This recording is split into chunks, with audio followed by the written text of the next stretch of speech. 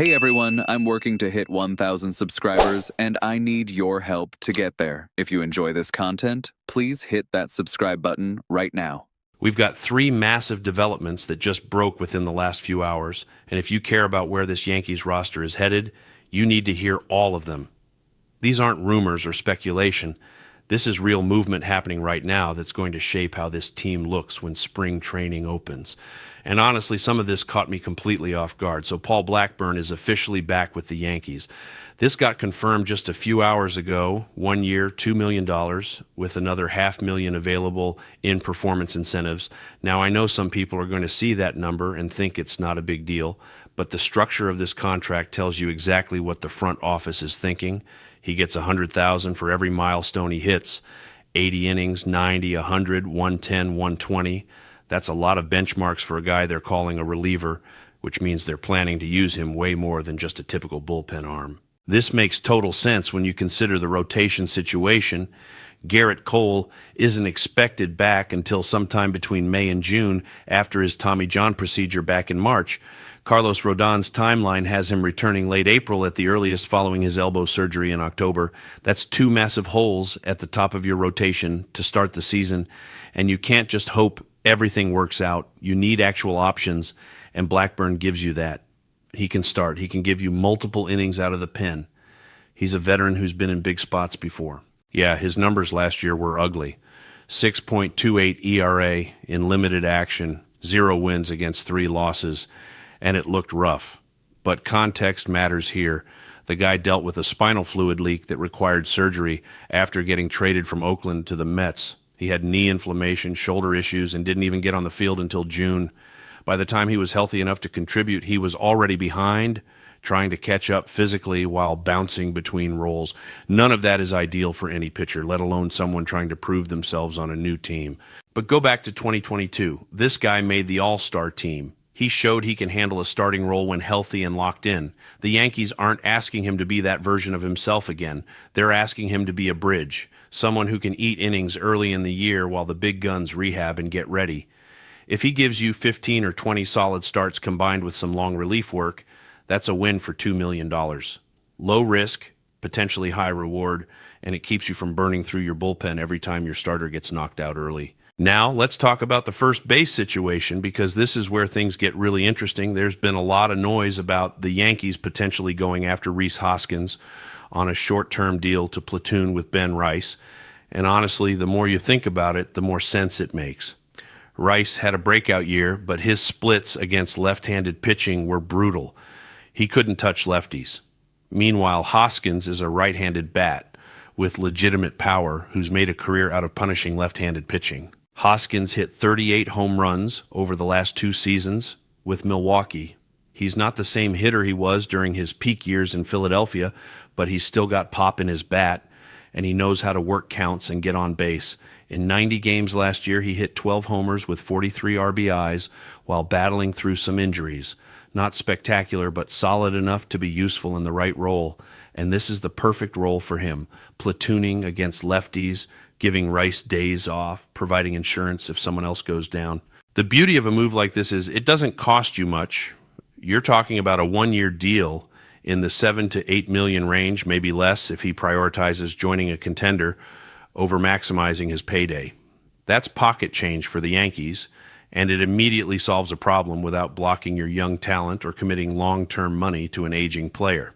Plus, Yankee Stadium's short porch in right field is tailor-made for a right-handed power hitter like Hoskins. He'd get plenty of cheap home runs playing half his games there. The reason this matters so much is because of how the lineup is currently constructed. You've got Aaron Judge, Jason Dominguez, and potentially other left-handed bats throughout the order. You need balance. You need guys who can punish lefty specialists late in games. Hoskins gives you that without forcing you into a long-term commitment or blocking guys like Rice who are part of the future.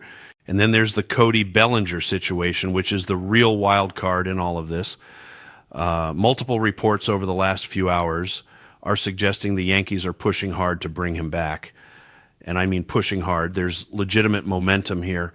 And it's not just posturing to drive up his price or keep other teams honest. The front office genuinely wants him back, and there are real conversations happening about making that happen.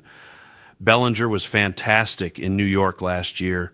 272 average, 813 OPS, elite defense, versatility across the outfield, and he absolutely loved hitting in Yankee Stadium. The short porch was perfect for his swing, and you could see the confidence growing as the season went on. He cut down his strikeouts dramatically, made better contact, and looked like a guy who'd finally found a home after bouncing around the last couple years. Losing Juan Soto hurt. There's no sugarcoating that. But letting Bellinger walk after what he showed here would be almost as bad. The fan base loves him. He fits the roster perfectly, and he's exactly the type of player you need in October. Someone who can impact the game defensively, on the bases, and at the plate. If the Yankees let him leave and he goes somewhere else and thrives, the blowback would be intense. Cashman knows this. The front office knows this, and that's why they're apparently willing to push harder than people expected. The complication is Scott Boras. He's Bellinger's agent, and Boras doesn't do hometown discounts. He's going to try to maximize every dollar, and there's been talk that he's looking for something in the $300 million range, which feels completely disconnected from reality.